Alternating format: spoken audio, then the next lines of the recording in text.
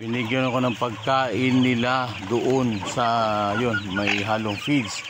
Ito, mas gusto nila itong dahon ng mga gulay. Ayan o, mas paborito nila kaysa dun sa ano. Yung isa kaya, bakit ayaw kumain? Tik tik tik tik tik tik tik. Ayun mga pakawala sa labas. O, kain na kayo dyan, sige na. O, iniwanan nyo na yung pagkain sa gitna. O, yung isang pichay pinag-aaha. Hati-hati nyo pa. O, isa naman nasa taas na. O yan. Sige, magsikain na kayo dyan. Yan, piliin nyo yung inyong makakain.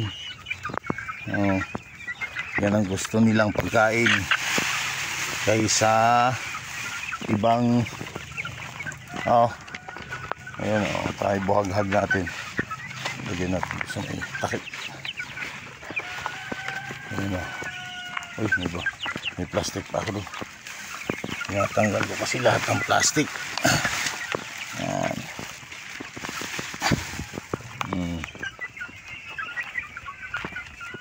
Diba busog?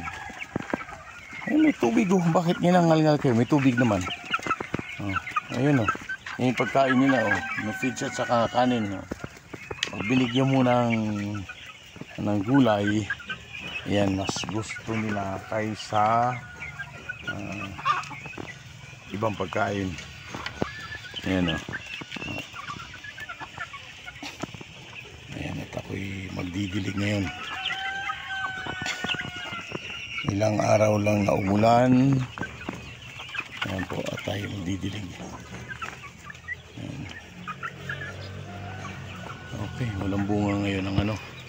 Ang aking mga katuray, walang bulaklak. Ito yung mga bago kong tanim na tanglad.